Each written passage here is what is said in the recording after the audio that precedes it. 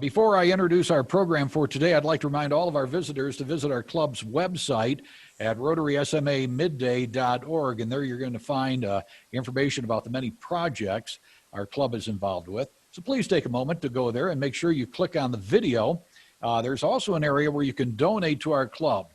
Now, with the pandemic, we've been unable to conduct our normal fundraising events, which means we have to rely on your donations. And I know that you're probably tired of having the squeeze put on you about donations, but you need to know that the money that you donate goes to very, very worthy causes here, especially as we get into the givingest time of the year. I hope you'll consider our club, because the money we raise goes to support the many projects that benefit so many that are in need. So we do appreciate you taking the time to look at that.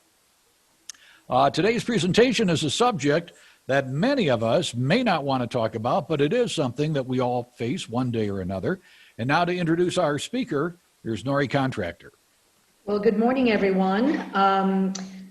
Thanks for being with us. I am the Club Services Chair, and I will please ask everyone to mind our courtesy to the speaker.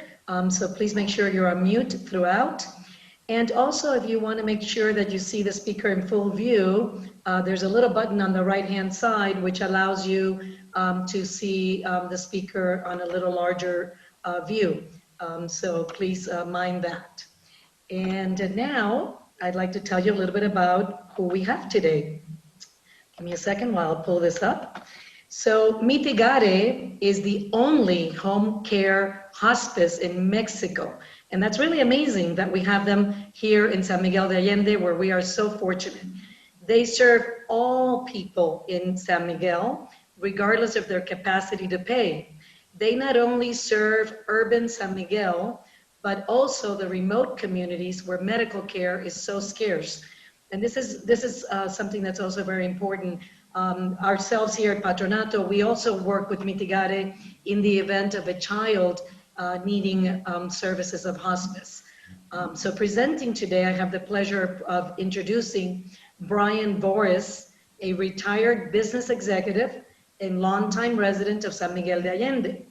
Also presenting is Lee Carter, president of Mitigare and a longtime promoter for hospice care here and throughout Mexico. So without further ado, let's give them a warm midday Rotary Club welcome. Thank you very much. I'm going to share our screen here. Ron, is that working? Yeah. Yeah, but we don't have the full screen yet. We have all your notes. There we go. There we go. So thank you for joining us with this presentation. I'm Lee Carter. I'm president of Hospice Care by Mitigare. Brian and I are going to make the presentation today. Also with us is Martha Hamill, a founder of Mitigare, Dr. Lourdes Tejeda, a founder of Mitigare and our medical director, and Carla Cadena, who's our administrative director and will handle questions in the chat box. There are a few other Mitigare people here with us today, and we're very happy to have them. We'll have a question and answer period partway through the presentation, and then again at the end. Along the way, please enter your questions or comments using the chat function, and that should be a button for you to select that's near the bottom of your primary screen.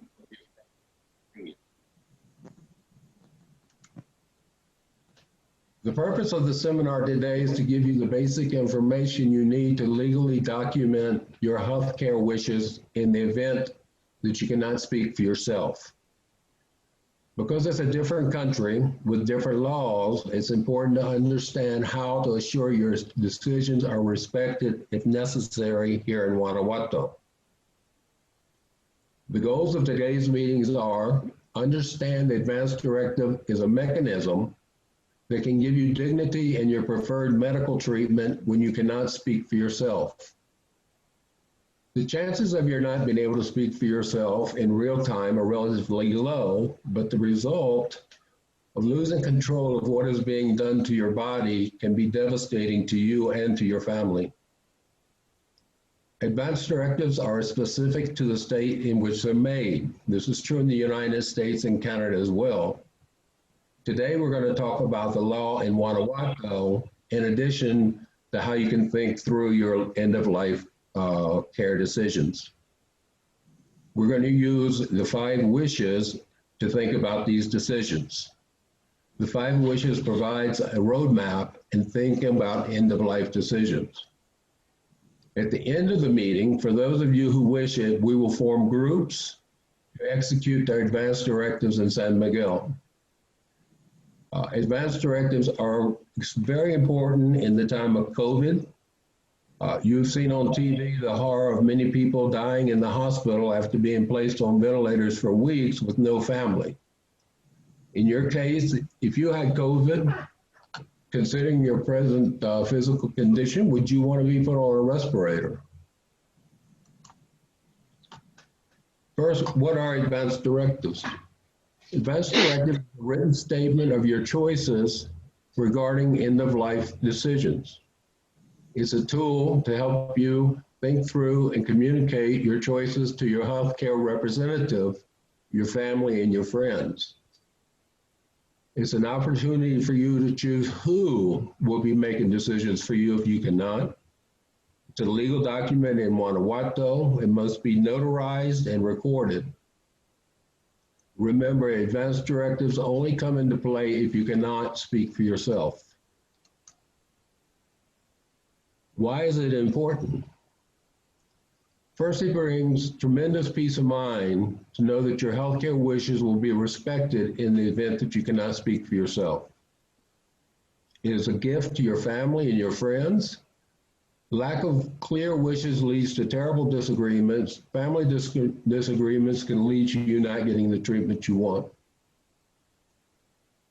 We have all heard of these stories where a patient has lost control of their care just because the family could not agree on the health care of their loved one. Sometimes things spiral out of control. So the advanced directives, it's important to understand, it's not a last will and testament, nor is it a power of attorney. Those are 2 other important documents, but the advanced directive only relates to healthcare decisions and who makes your decisions. You may know the advanced directive by other names. Sometimes it's called a living will, a durable power of attorney for healthcare, medical directive. These are all essentially the same document. We use the term in Guanajuato, healthcare representative. Other places you will hear it called the healthcare proxy, the agent, or the surrogate. These are all interchangeable definitions for the name of the person you choose.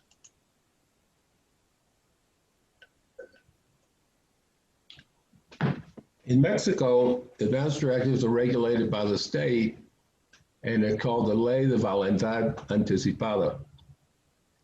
Guanajuato is one of only 13 states in Mexico that actually has this law. 19 states, including Querétaro, have not addressed end-of-life directives at all. In general, the advanced directive must be prepared by a notario. There's one exception to this. In dire circumstances, if a person is in the hospital with a diagnosis of a terminal illness, the hospital can do an emergency advanced directive. That directive has limited applicability after you're discharged from the hospital. The law only deals with who will be your healthcare representative and specifically what medical interventions you do or do not want.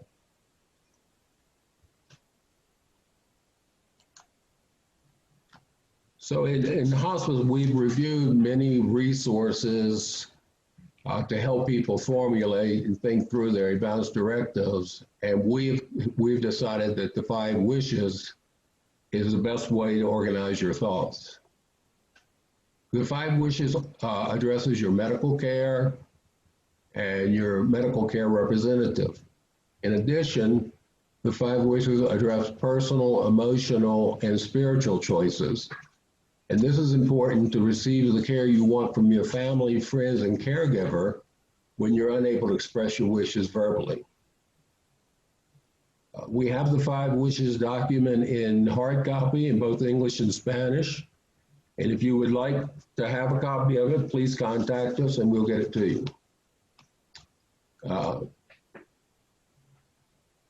We have shown this 5 wishes to local notario, Licenciado Martin Martinez, and they believe that this is a good document to use in trying to prepare your Mexican legal advance directive. So please remember the 5 wishes alone will not guarantee you're treated as you wish to be. You must have it notarized and registered in the state of Guanajuato. Nonetheless, even though this document is not quote unquote legal, it is an important statement of your tacit wishes, and it should be shared with doctors, nurses, and caregivers to let them know additional details of how you want to be treated. Briefly, let's see what's in the 5 wishes. Think of the 5 wishes as a master plan, excuse me, of how you've chosen to be treated. Quickly, the 5 wishes are: 1, who will speak on my behalf? The second wish states what medical interventions you will or will not have. The first 2 wishes will be part of your Advanced Directive. Wishes 3, 4, and 5 relate to how you want to be treated and remembered by family, friends, and caregivers. Wish 3 relates to personal comfort, such as pain and symptom management. It also relates to the routine care activities done by your caregiver. Wish 4 relates to the atmosphere or ambiance that you want around you, regardless of whether you're in the hospital or at home. Here you can say how you want those around you to treat you. Finally, wish 5 is about your legacy and how you want to be remembered. So let's go back and start with the first one. So the first wish is, who can speak for me? Remember that the person you choose as a representative is speaking for you and not for themselves. They only speak for you if you cannot speak for yourself. They need to know your values and they need to know your choices for medical treatments. For example, they would know under what circumstances you want to transition from curative care to hospice care. They will only know these feelings if you've discussed it with them beforehand and they understand what is important to you. It's important that you choose an alternative representative in case your first choice is not available. The person you choose must be in San Miguel and must go with you to the notary on the day that your advance directive is signed. In choosing who can best represent you, think of these things. Choose a person who's calm and reasonable and who understands your goals and is willing to follow them. Choose someone who's comfortable making difficult decisions. Choose someone who can be firm and not easily persuaded. You may choose your spouse, but beware of having an alternative representative in case you're both in an accident. If you choose a family member, consider if they may be too emotional to think clearly in this situation. Lastly, if you choose someone who is not an obvious choice, be certain to tell your family and friends who your representative is and that they need to respect that. As you complete the 5 wishes document, you will choose what powers and limitations your healthcare representative will have. The second wish, this wish is about medical interventions. Sometimes the medical system just doesn't know when to stop. And even sometimes by law, they cannot stop unless you have made your wishes known through a legal advance directive. Wish 2 pertains to doctors and institutions. It refers to curative care, pain care, and the care that you've chosen for yourself. Without specific instructions, they're obligated to provide the maximum care needed to keep you alive and cure you if possible. In this wish, you define what life support means to you, because not everyone has the same definition. As an example of a procedure that you may choose to reject, CPR is standard operating procedure unless you have a do not resuscitate order on file. CPR can be very brutal and is more often than not a failed procedure, especially for those close to death. So think not only about when thinking about your medical interventions, also take time to reflect on personal and spiritual beliefs as they may relate to those medical choices. In 5 wishes, a number of scenarios are presented, and you have 3 choices. I want life support no matter what. I do not want life support. Or I want life support if in consultation with my doctor, it may help in some way.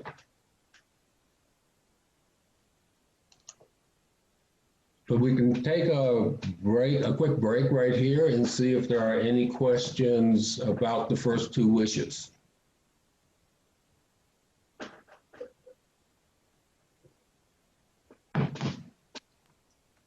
I don't, Are there any? I see only a comment. Yeah.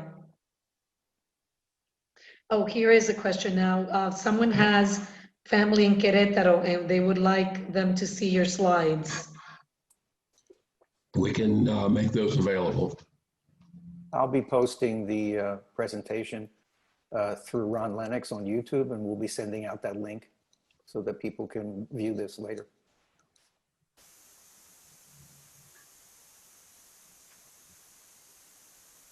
So here's an example of a scenario that is shown in the 5 wishes. It says, if you're ill and close to death, and if you're likely to die within a short period of time, and life support would only temporarily delay the moment of death, which would you choose? And you choose either, I want life support no matter what, I don't want life support, or I need to make that decision in consultation with the doctor. A second scenario is if you're in a coma and not expected to wake up, and you have brain damage, what would you choose to do in that case? So several different scenarios are presented, and they are helpful in helping you and your healthcare representative talk about what are the important values, personal values that you have and you want followed in the event that you can't speak for yourself.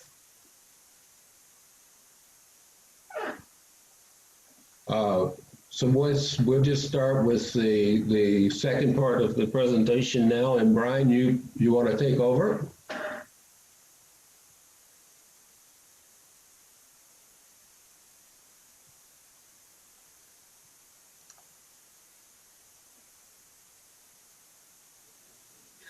Hi. The next 3 wishes, 3 through 5, are the most personal and deal with your spiritual, emotional, and physical well-being, and allows you to develop a template if you're incapacitated and can't speak for yourself. It's an opportunity to outline the care that you will be given. Each one of the wishes comes with a number of examples for you to look at, and you can choose these, or if you don't agree with the ones, you can strike them out. You can also add new elements to ensure that you're treated with dignity in the dying process.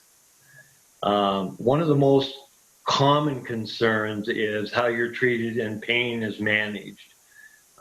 They have a number of suggestions here about whether you want to be totally out of pain.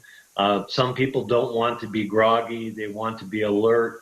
And so you have to make your mind up relative to how you want your pain managed. The rest of it is mostly about your comfort and care.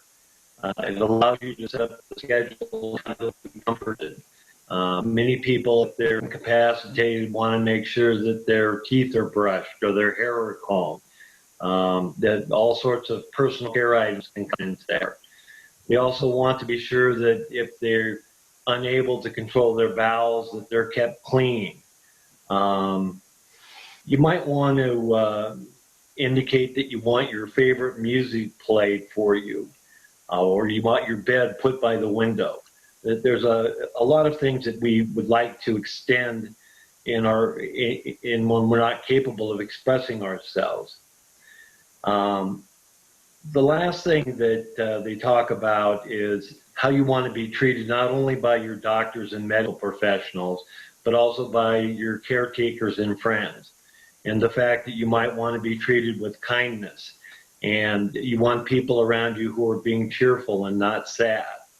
And you might want to set up a schedule for people that can visit you. It's also something you might want to tell people you want to consider hospice care at that point. Which 4 it talks about your other workers or assistants who might be assisting you. When you're seriously ill, many people have difficulty with the emotional elements of the situation. And so you might want to express, you want people to remember you, not when you were ill, but when you were a healthy person. You might want to have someone there to hold your hand or talk to you, even if it doesn't look like you're, understanding it. You might express that you want people to be with you when you're near the end. You have a religious community, it might be important for you to have people come and pray for you and sit with you. You might want to be surrounded with photos of your loved ones, or have your friends come over and tell stories of pleasant times you had together. It's an opportunity to set up that you want to die at home, possibly. And then finally, on the 5th wish, this is kind of in memorial, and you might want to think about how you want to be remembered. What kind of a legacy would be important to you? So many people set up funds for their favorite charities or organizations so that people can make contributions for them. It's also an opportunity to write special notes or letters to friends and family that you want to express something personal to. It allows you an opportunity to offer forgiveness for issues that you've dealt with in your life, and ask people to forgive you for any imperfections that you've had during your life. So it gives you an opportunity to kind of clear the slate and leave without any lingering resentment. You want to communicate practical matters at this point also, relative to what kind of preferences you have. Do you want to have a funeral? Would you rather have a celebration of life? People denote the person that's in charge of those plans, have that arranged ahead of time. Possibly suggest who you might want to speak at your celebration. In addition, you might have a list of your favorite music you'd like to have played, or a slideshow of your life. It gives you an opportunity to have a little bit of control. Also, if you decide to be cremated, you want to indicate where you want to be, your ashes should be deposited. So it gives you control over things that, normally the family might not understand. On our website, we also have a lot of additional end-of-life planning tools relative to your financial plans and things of this nature that you might be able to access.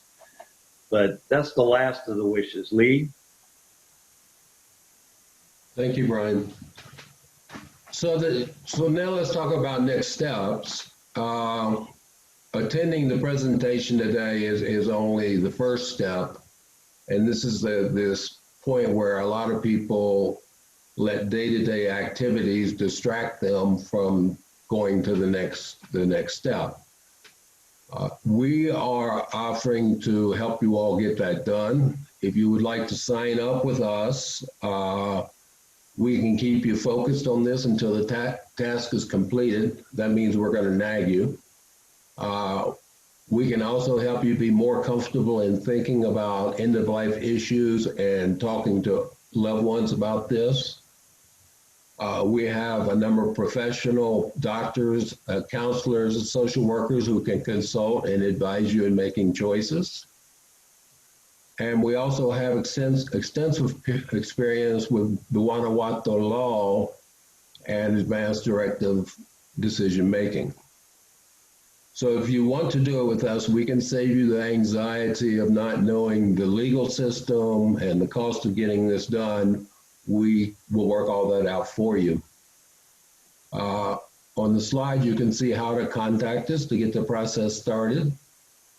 We will begin by getting you the 5 wishes document, and then we'll make ourselves available to guide you through completing that.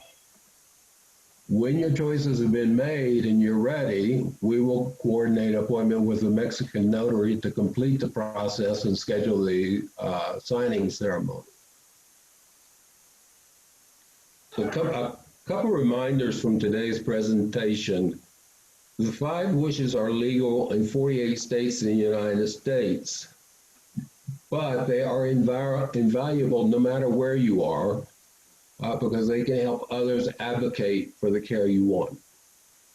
In Guanajuato, you must complete your advanced directives through a notary for them to be legal. Your healthcare representative must be physically present to sign at the notary's office when that happens. And we suggest that you keep the original 5 wishes document with your legal directives for people to refer to, because it talks about your care, your comfort, and it gives your family peace of mind that you're getting the care that you chose. Once the directive is done, it's of little use unless you share it with other people. You should review the directive with your doctor and be sure he has a copy with your medical records. A recent study in the U.S. showed that only 25% of doctors know that their patients have advanced directives in place. Be sure that you tell your family members who you've chosen to make decisions for you and tell them you want those decisions to be honored. Be sure that key people in your life know where you keep your important legal and medical documents, and fill out the wallet card and carry it with you all times so people know that you have an advanced directive. So thank you. As Brian said, our website, we have a lot of additional information and links in terms of end-of-life planning. Hospice Care by Mitigare is the only nonprofit hospice in Mexico. 80% of our patients require some level of financial assistance to pay for their care. We rely on donations to be able to serve all regardless of ability to pay. In addition to the San Miguel urban population, we also serve the rural communities, and we're in the process of developing a proprietary cell phone-based telehospice app that will allow virtual consultations and patient management regardless of where they may be.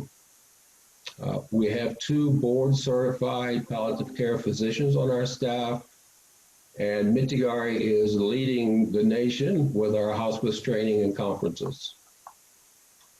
If you found our presentation helpful, please consider donating to our patient assistance fund. So thank you very much, and we're open for questions. Let me help you out, Lee, with some of the questions. Someone says here that they know you've mentioned this earlier, but is there any way to assign a family member who is not present in SMA? It's not possible in any way. And this is something that I've personally worried a lot about. And what I chosen to do is I have chosen someone here in San Miguel that I trust very much, and I've named them as my healthcare representative, and I have asked them to let my sister advise them on what decisions to make. So this is a way to get around that, but absolutely the person has to be with you on the day you sign your advanced directives. Excellent point. Another question here is, can you give some specific examples in San Miguel when it has been important to have the directive? Dr. Tejeda might be able to answer that, or Martha might be able to answer that. Whoever wants to answer the question can unmute themselves. So to repeat the question, can you give an example of a time when it was really important to have the directive here in San Miguel? As a matter of fact, I do remember one situation.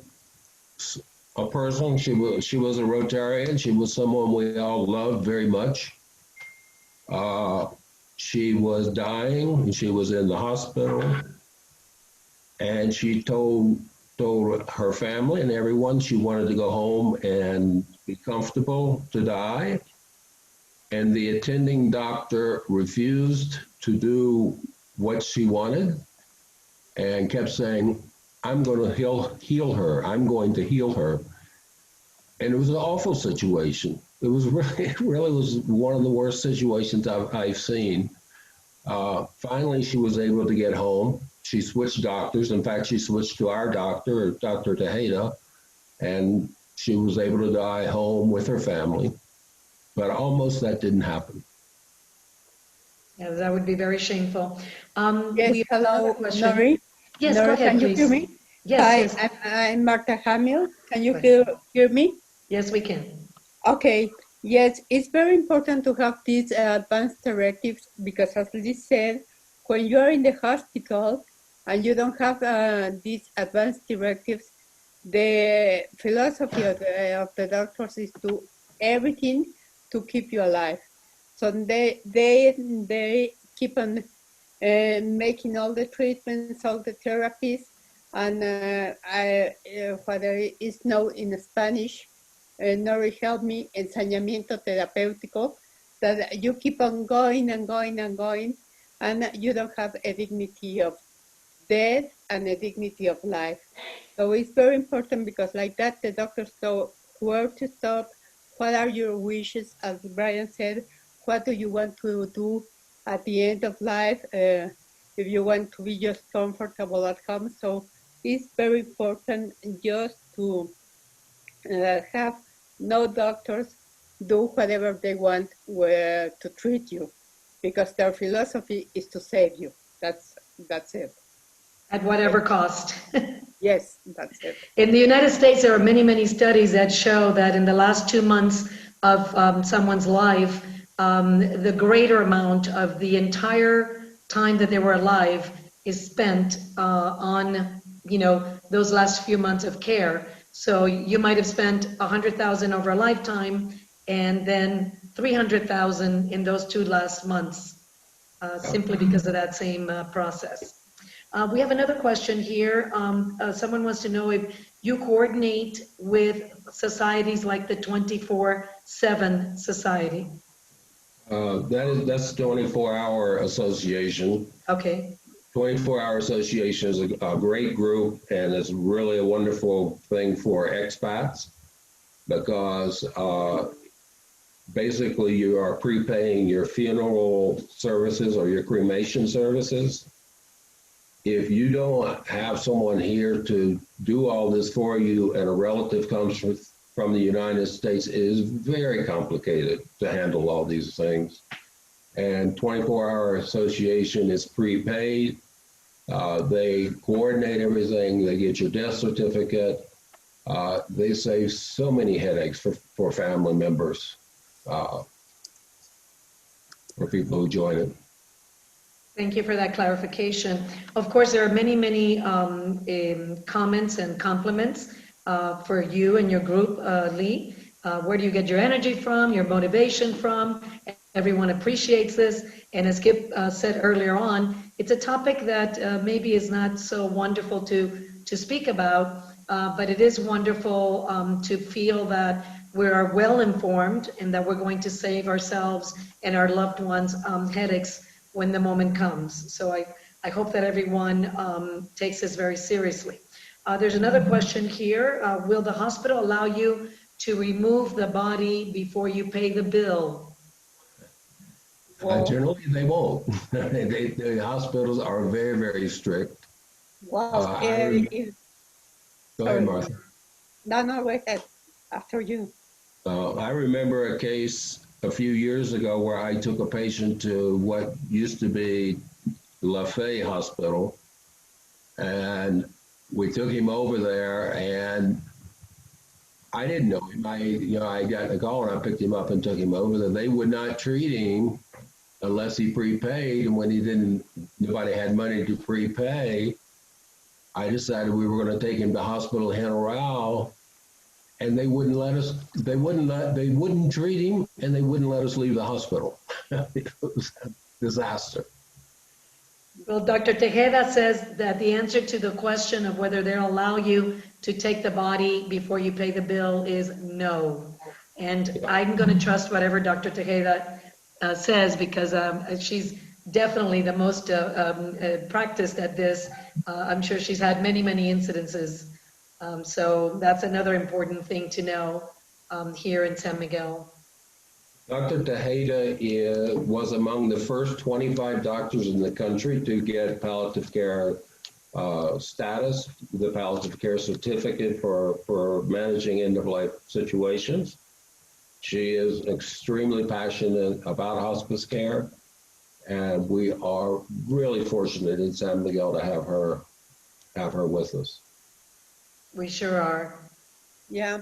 Nora, can I tell you something? Absolutely. I was going to tell you that because there is a situation with the bodies, but also Dr. Tejeda is saying that, yes, you can take the corpse. I mean, it's very difficult, but yes, you can take it. And legally, even we have here the notary, Licenciada Martin Martinez, he can tell us, because legally, they cannot keep the corpse. I mean, it is an issue, it's very difficult. And also you have the comment of Dr. Tejeda right there in the chat. I have a question. Why are there no other hospice in Mexico?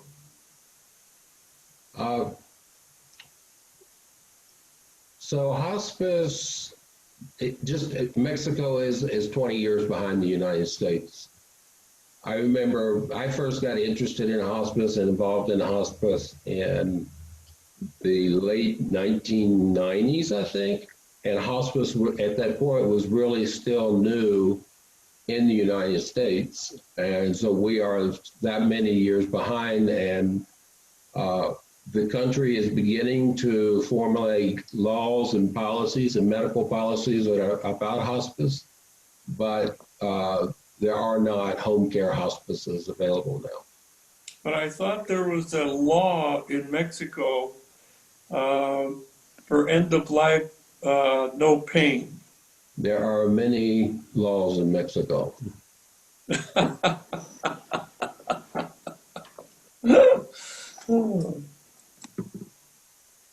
I just did post the clarification from Dr. Tejeda, and I apologize. It did sound like a negative, but what she's saying is definitely that according to Mexican law, the hospital cannot keep the family from removing the body. Okay.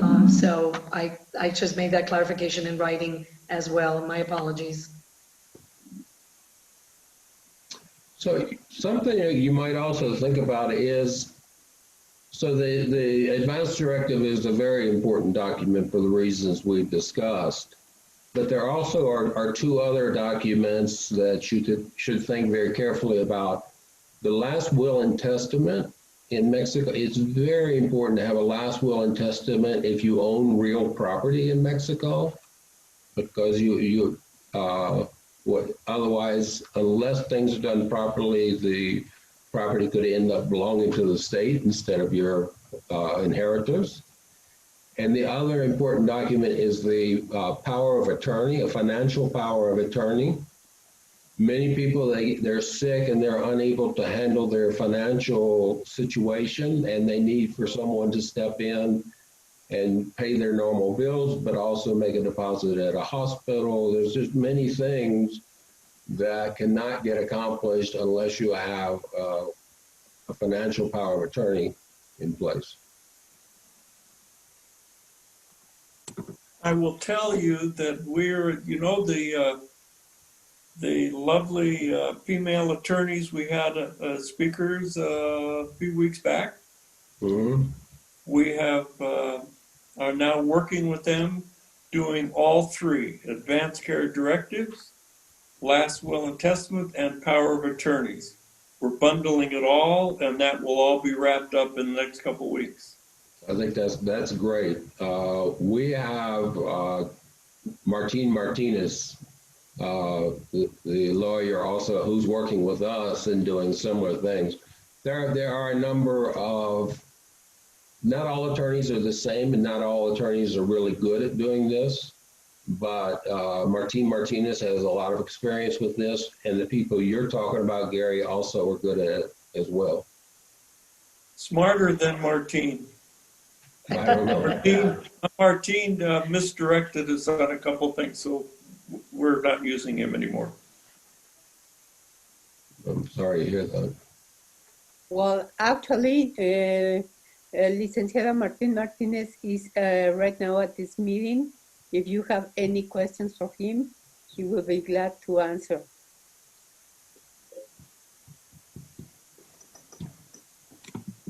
Thank you, Lee.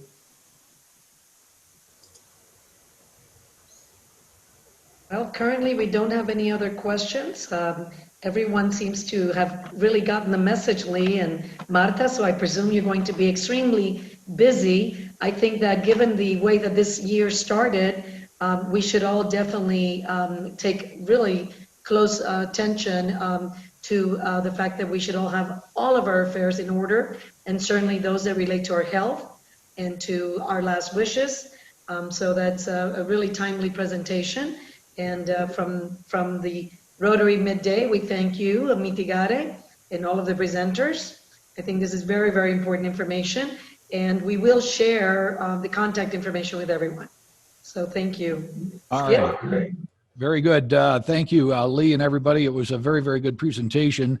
I want to tell you about our, actually, I'm going to have Nori tell you about next week's speaker. But before we do that, Tom, can you talk to us a little bit about making a donation?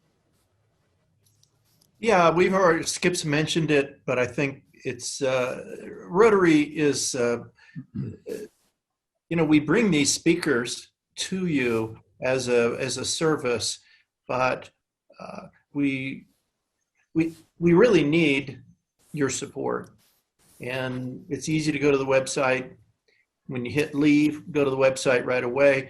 But I think people need to realize that the reason we bring these speakers here is to improve our donations and have new Rotarians, new people become Rotarians. So really go to the website, tell your friends to go to the website, and this meeting will be posted on the website. Tell your friends, rotarysmamidday.org, or send them a link. It's on every invitation that you get, and really go there. Even if it's only $20, we really feel supported as much by $20 as we do by $200. So just go there, tell your friends to go there, and tell your friends to listen to this presentation. It's excellent, and it's right beside the donate button when you look at this week's meeting. So thanks very much, Skip. All right, Tom, thank you. Thank you very much. And Skip, no, not yet, not yet. Skip, if I may? Yeah, go ahead. Real quickly, while we still have our website on the screen, folks, if you go over here to this week's meeting and click, you will be able to see who's speaking next, and you will also see the video for the previous meeting available right below it. So that's where you can go if you've missed something or want to go back and see it again. It'll be available there. All right. Thank you, Ron. Nori, tell us Thank you who, so much. tell us who's on next week. Absolutely. So next week we have Dr. Werner Ricardo Gordillo. He's going to be speaking to us about the importance of stem cell therapy. It's very innovative and cutting edge, and we happen to have it here in San Miguel. So if you want to know what that's all about, please make sure you join us, and please invite folks. It's really important that we all know what's in our community and what are the resources available to us. And so I think each of us should have the opportunity to invite at least one friend that you care enough about that they should know the information we will share with them every week. Thank you, Nori.